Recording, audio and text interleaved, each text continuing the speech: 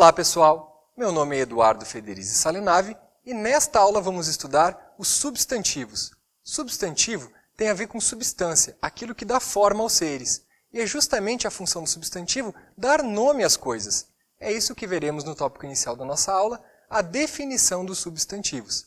Também estudaremos a classificação dos substantivos, que quanto à estrutura e formação, ou são primitivos ou são derivados, ou são simples ou são compostos. E quanto à extensão e abrangência, ou eles são comuns ou eles são próprios, ou são concretos ou são abstratos. Também estudaremos as flexões por que passam os substantivos. Eles sofrem flexões de gênero, sendo biformes ou uniformes, e flexões de número. Estudaremos os processos de pluralização dos substantivos simples e compostos. E fecharemos nossa aula estudando a flexão de grau, aumentativo e diminutivo. Temos 10 classes de palavras pela frente. Vamos dar o primeiro passo? Substantivos. Comecemos pela definição. Substantivo é a palavra variável que nomeia os seres. O substantivo dá nome às coisas, dá nome aos seres de todos os tipos. Mesa, cadeira, bola, cachorro, árvore, amor. Reparem que o ser não precisa ter existência física, pode ser um sentimento, como amor. Coragem, juventude e muitos outros. Quanto às flexões, o substantivo sofre toda sorte de variações, de gênero, de número e de grau. Classificação dos substantivos.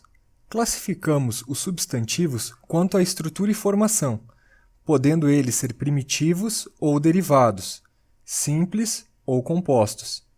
E quanto à extensão e abrangência, podendo ser comuns ou próprios, concretos ou abstratos. Temos aqui um esquema resumo da classificação dos substantivos. Vamos analisar cada uma dessas classificações. Estrutura e formação. Os substantivos primitivos são aqueles que não têm origem em outra palavra da língua portuguesa. Por exemplo, doce, globo, flor, livro, etc. Já os derivados são aqueles que se originam de uma palavra anterior. De doce vem doceira, de globo, globalismo, de flor, floricultura, de livro, livreiro e assim por diante. Esse é o primeiro par classificatório. Passemos ao segundo. Os substantivos simples possuem apenas um radical. Água, queda, chuva, pé. Os compostos, ao contrário, possuem mais de um radical. Água, ardente, aguardente. Para, quedas, paraquedas. Guarda, chuva, guarda-chuva. Ponta, pé, pontapé.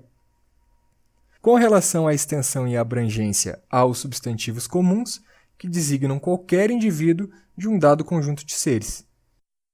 Cachorro, homem, planeta. Quando eu emprego esses substantivos, não estou especificando de qual cachorro, de qual homem, de qual planeta estou falando. O substantivo comum se aplica a qualquer cachorro entre os vários indivíduos desse grande grupo, a qualquer oceano entre os oceanos existentes. Os substantivos comuns são termos genéricos, servem para qualquer um dos indivíduos de um conjunto, ok? Os coletivos dão nome a um grupo de seres da mesma espécie. Cardume, por exemplo, é um substantivo coletivo que designa um grupo de peixes. Alcateia, um grupo de lobos. Súcia, um grupo de patifes. E vara, um grupo de porcos. Alguns dos coletivos não demandam especificação. Alcateia é um grupo de lobos e pronto. Eu não preciso dizer alcateia de lobos. Toda a informação de que preciso está contida no substantivo alcateia. Entretanto, existem outros coletivos que necessitam de especificação. Bando. Bando de quê? De bandidos, de homens, de trabalhadores? Cacho. Cacho de quê? De uvas, de bananas? O oposto dos comuns são os substantivos próprios, que nomeiam um ser específico dentro de um dado grupo. Bidu é um cachorro específico, João é um homem específico e Marte um planeta específico. Os substantivos próprios são uma forma de particularizar o ser. O último par classificatório dos substantivos dentro do critério extensão e abrangência é o composto pelos substantivos concretos e abstratos. Os substantivos concretos designam seres que existem por si mesmos, que não dependem de outro ser para ter existência. Agora, um detalhe: sejam os seres reais ou não, lápis, copo e água são substantivos concretos, assim como o são gnomo, fada e duende. Os abstratos nomeiam seres que não têm existência própria. Eles sempre estarão apoiados em algo para terem existência. É o caso das qualidades: beleza, honestidade; das noções: altura, peso, cor; dos estados: pobreza, velhice; das ações: viagem, corrida; dos sentimentos: alegria; e das sensações: fome, calor. Todas essas coisas só existem em função de outros seres. Não há altura per si, velhice per si. Ações só existem se praticadas por algum ser, e sentimentos e sensações, evidentemente, são sentimentos e sensações de um ser. Em última instância, a divisão entre substantivos concretos e abstratos é mais assunto da filosofia que da gramática. Flexão de gênero. Os biformes são os substantivos com uma forma para o gênero masculino e outra para o feminino. Aluno, masculino; aluna, feminino. Moço para o masculino; moça para o feminino. Mas atenção! Nem sempre o par de biformes apresenta um mesmo radical, ocorrendo apenas a colocação da desinência nominal de gênero ao final da palavra. Vejam os próximos exemplos: pai e mãe, boi e vaca, cavaleiro e amazona. Os radicais são completamente diferentes. Esses substantivos são classificados como substantivos biformes heterônimos. Uniformes. Substantivos com apenas uma forma, que serve tanto para o gênero masculino quanto para o gênero feminino. Os uniformes se dividem em 3 grupos. Os epicenos designam animais, empregando-se o mesmo gênero gramatical para designar os 2 sexos. A onça, o jacaré, a cobra. Como diferenciar os gêneros, então? Caso se queira especificar o sexo do animal, deve-se acrescentar o adjetivo macho ou fêmea ao lado dos substantivos. Há 2 formas de se fazer isso: a cobra macho ou a cobra macha, estabelecendo-se a concordância de gênero do adjetivo com o substantivo. A primeira forma, a cobra macho, é de longe a mais empregada. Os uniformes comuns de 2 gêneros designam pessoas. O gênero é indicado pelo artigo ou por algum outro determinante, algum pronome. Em o colega, a colega, é o artigo que define o gênero. Em este colega, esta colega, é o pronome demonstrativo que especifica o gênero. Uma observação: todos os substantivos terminados pelo sufixo ista são comuns de 2 gêneros: dentista, jurista, artista, economista, sempre, não tem erro. Os sobrecomuns designam pessoas e possuem gênero fixo, sempre masculino ou sempre feminino. O carrasco, o defunto, a vítima e outros sobrecomuns sempre manterão o mesmo gênero. Tanto faz se a vítima é homem ou mulher, sempre será a vítima, no feminino. Oposição gênero-sentido.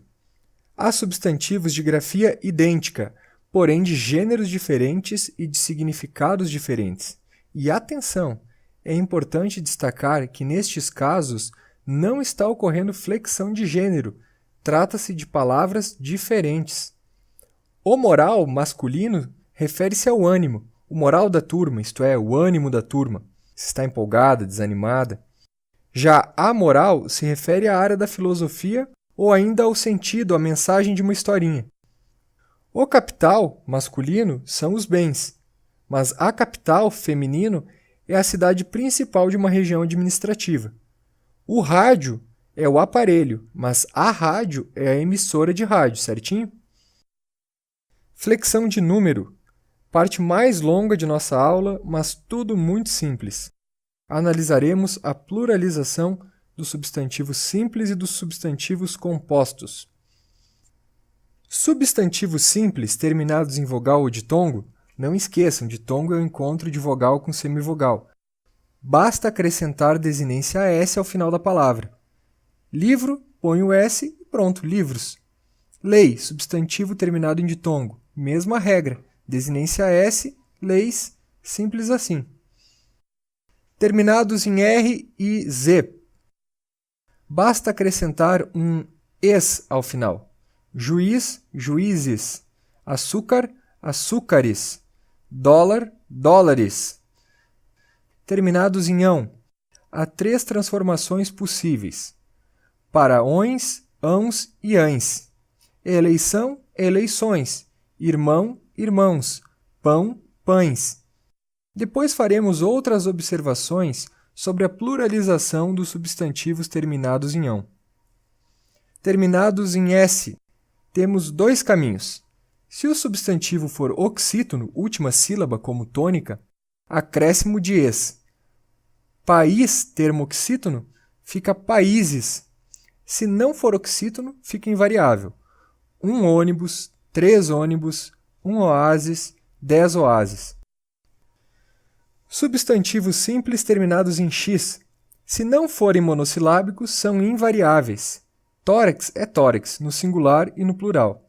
Mas se forem monossilábicos, isto é, se tiverem apenas uma sílaba, acrescentamos es ao final.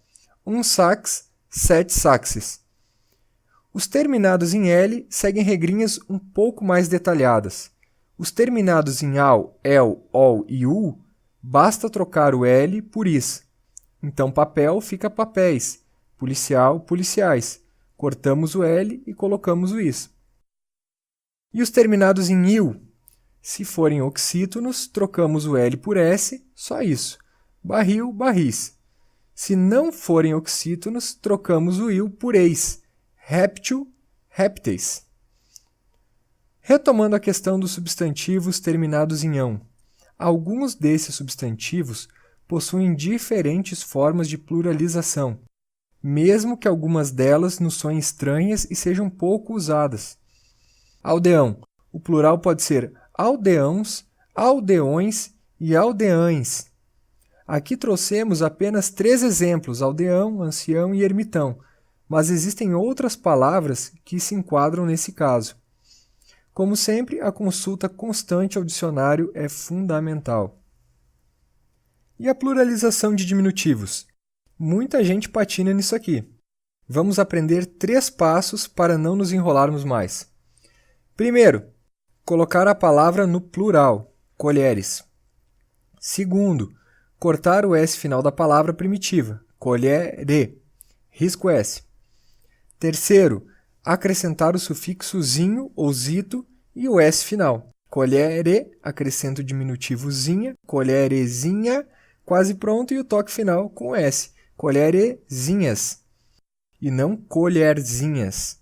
Vamos fixar os 3 passos com o substantivo pão. Primeiro, pães. Colocamos a palavra original no plural. Segundo, pãe, tiramos o S. Terceiro, pãezinhos. Conclusão adicionando o zinho e o S. Como exercício de fixação, tentem aí por conta de vocês fazer o mesmo com a palavra mulher. Os compostos agora. Substantivos com 2 ou mais radicais em sua composição. Atenção, os casos que se seguem se referem a compostos ligados por hífen. Os compostos ligados diretamente sem hífen seguem as mesmas regras de pluralização dos substantivos simples. Se os 2 elementos forem substantivos, ambos sofrerão variação. Substantivo, substantivo, varia, varia. Couves, flores. Cotas, partes. Observação 1. Mas com preposição expressa ou implícita entre os termos, o segundo termo não varia, ok? Padrões, ouro. Há um D implícito ali. Padrões de ouro. Mulas sem cabeça. A preposição sem está explícita, então não varia o segundo termo. Mulas está no plural, porém cabeça ficará no singular mesmo. Observação 2. Quando o segundo elemento determina o primeiro com ideia de finalidade ou similitude, somente se flexiona o primeiro. Mas também é possível flexionar as duas palavras, laranjas lima ou laranjas limas, navios escola ou navios escolas, cidades estado ou cidades estados. A primeira forma, sem flexionar o segundo termo, é a mais comum. Observação 3. Nos substantivos compostos formados por palavras replicadas ou onomatopeicas, não se pluraliza o primeiro termo, mas apenas o último. É o caso de reco-recos, tic-tacs, entre outros. Observação 4. Os substantivos compostos ligados pela conjunção e têm plural variado e controverso. Temos 3 construções possíveis: os arco e flecha, os arco e flechas e os arcos e flechas. Compostos formados por substantivo mais adjetivo. Ambos os termos variam: cavalos marinhos, salários mínimos. Próximo tópico: adjetivo ou numeral mais substantivo. Novamente, ambos os termos variam: gentis homens, primeiros ministros, terças-feiras e não terça-feiras ou terças-feira. Observação: nos compostos iniciados por grão, grã, bel, dom e são, só o segundo termo varia em número: bel, prazeres, grão, mestres, e não béis, prazeres ou grãos, mestres. Compostos formados por verbo mais substantivo. O verbo não varia, somente o substantivo. Arranha, céus. Porta, vozes. Salva, vidas. Observação 1. Se o composto for formado por verbo mais palavra invariável, não se pluraliza nenhum dos termos do conjunto. Os bota fora, os topa tudo, o artigo apontará a flexão de número. Observação 2. Também é o artigo que indica o plural no caso dos substantivos compostos originados de frases substantivadas. Faz de conta é uma frase substantivada. No plural fica os faz de conta. E o mesmo em outros exemplos. Os disse-me disse, os chove não molha. Observação 3. 2 formas de pluralização são possíveis no caso dos substantivos compostos oriundos de formas verbais repetidas. Estamos falando de casos de compostos formados por verbo mais verbo. Corre, corres ou corres, corres. Pisca, piscas ou piscas, piscas. Compostos formados por advérbio mais adjetivo. O advérbio não varia e o adjetivo varia. Abaixo, assinados. Alto, falantes. Prefixo mais substantivo. O prefixo é invariável e o substantivo é variável. Vice-diretores, ex-ministros.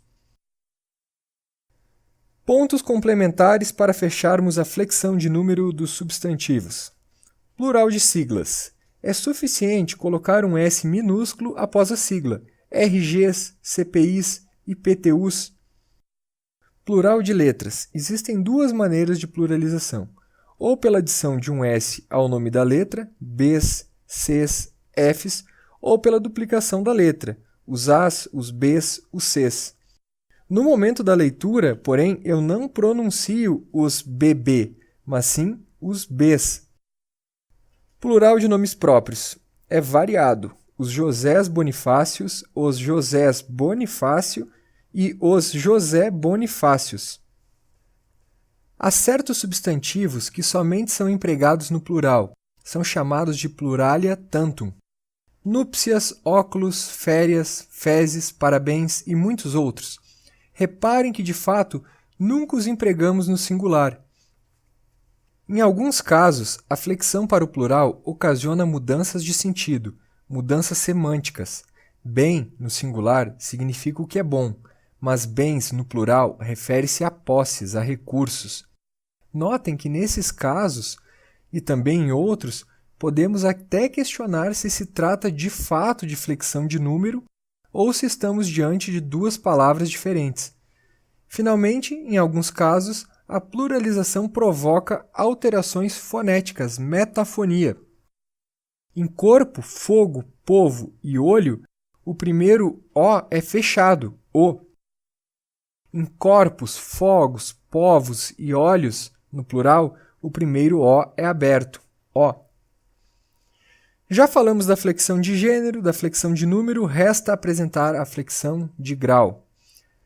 Além do grau normal, o substantivo possui o grau aumentativo, geralmente indicado pelo sufixo -ão, e o grau diminutivo, geralmente indicado pelo sufixo -inho. A flexão de grau ocorre de duas maneiras: analiticamente, por aposição de adjetivos, livro grande, livro pequeno, e sinteticamente, por sufixação, livrão, livrinho. Atenção! Nem sempre o aumentativo e o diminutivo são indicados por ão e por inho, respectivamente. Casebre é diminutivo de casa, chuvisco de chuva, estatueta de estátua, e fogaréu é aumentativo de fogo, e bobalhão de bobo. Há também os ditos diminutivos eruditos, corpúsculo para corpo, partícula para parte e assim por diante. Pontos complementares sobre a flexão de grau. Em alguns casos, a forma de se flexionar o grau, analítica ou sinteticamente, gera mudança semântica, mudança de sentido. Caixa grande não é o mesmo que caixão, assim como uma figura grande não é o mesmo que um figurão, um sujeito importante. A diferença é tão marcante que podemos até questionar se não estamos falando de palavras diferentes. Conforme o contexto do emprego, a mudança de grau também pode indicar carinho, afeto, piedade, menosprezo, chacota, ironia, entre outras coisas. Joãozinho pode indicar carinho, uma forma carinhosa de se referir a João. Pedrinho pode ser uma ironia, caso Pedrinho tenha 2 metros de altura por 3 de largura. Bem, com isso concluímos o estudo da primeira classe de palavras da morfologia, o substantivo, palavra que dá nome aos seres. Até a próxima aula.